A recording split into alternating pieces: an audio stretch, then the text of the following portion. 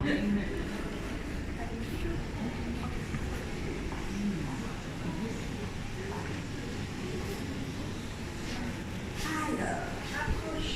vous inquiétez pas, on ira voir ça.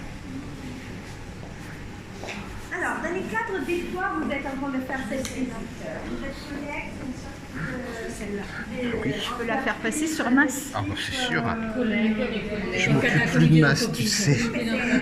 CS, c'est pareil. C'est une très bonne idée. Bravo. Alors, déjà, bienvenue au musée des Arts Déco. Combien d'entre vous connaissez déjà ces musées? Donc la majorité, je dirais, une moitié. Et pourtant, c'est un musée super intéressant à Paris parce qu'il donne la possibilité de connaître un peu l'évolution de la société grâce aux objets de la vie quotidienne. Et est-ce que vous avez remarqué dans quel bâtiment on est? Soyez pas triste, dans le Louvre. Exactement. C'est effectivement une des branches du Louvre. C'est spécialement celle commencée par Napoléon Ier et finie par Napoléon III. Qui, au bout d'un moment, quand le Louvre était transformé en musée, il était vide. Parce que quand même si le Louvre comme musée c'est gigantesque, les palais du Louvre étaient très grands. Donc ici, en 1912, ils vont installer la collection de la Fondation des Arts Décoratifs, qui au début c'était juste un archive des belles choses qui étaient gardées par des gens très riches au moment de la révolution industrielle pour avoir en fait gardé le savoir-faire artisanal français. Et la collection elle est devenue de plus en plus grande, donc au bout d'un moment on se dit bon, c'est mieux de les exposer au lieu de les mettre au Louvre, on a gardé pour nous. Et donc ils ont décidé de s'installer ici. Et dès ces moments-là, il a continué à s'élargir la collection jusqu'à que maintenant on a la possibilité d'avoir énormément de différentes expositions qui parlent des choses et des thématiques totalement différentes. Donc aujourd'hui, on parlera de Paul Poiret. Et Paul Poiret, c'est une figure du monde de la couture qu'il est oublié en fait. Vous êtes français, donc probablement vous avez déjà entendu parler de Paul Poiret. Moi, je ne sais pas si vous avez entendu de mon petit accent, que je suis exactement native parisienne et je suis bretonne non plus. En fait, je suis italienne, j'ai grandi à Florence et moi, avant de venir à Paris, il a 14 ans, donc ça fait un petit moment quand même, je n'avais jamais entendu parler de lui. Hormis la France, personne ne le connaît. Et c'est un énorme dommage parce que l'exposition ici, vous allez voir, va montrer Paul Poiret dans son aspect pas des couturiers, oui aussi c'est ce côté-là parce que c'est évidemment très important, mais surtout comme les créateurs de notre concept actuel de ce que c'est une maison des modes.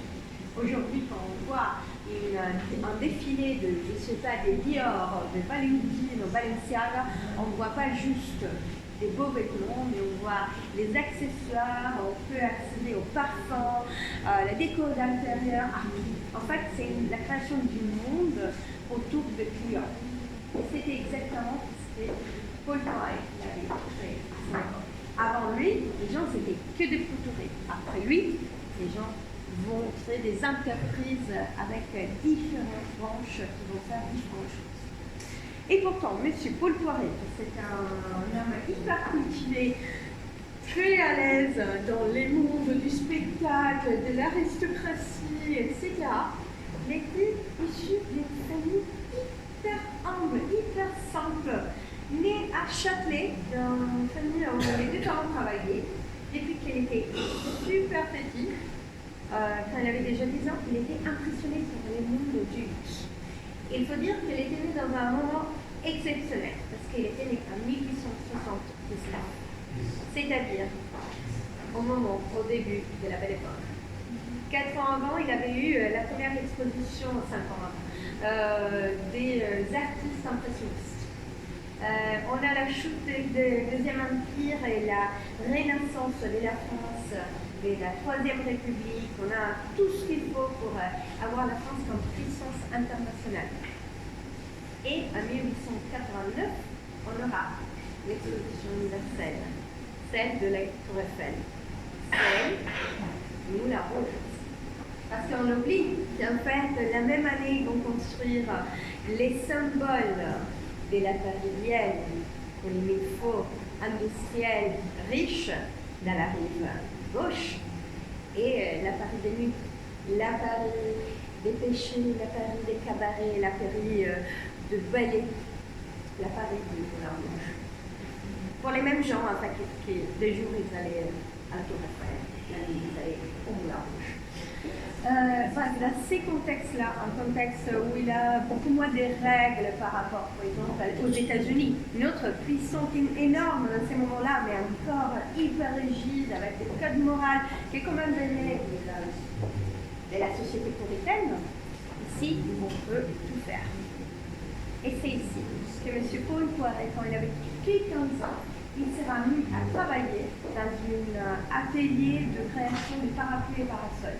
À l'époque, ils étaient des accessoires de luxe et ils étaient faits en soie.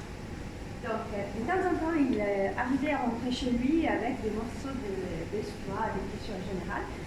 Et il avait deux sœurs, grandes sœurs, en fait. Eux, ils vont lui donner les premières 2 poupées en bois qu'il va habiller avec des vêtements faits avec ces morceaux de soie.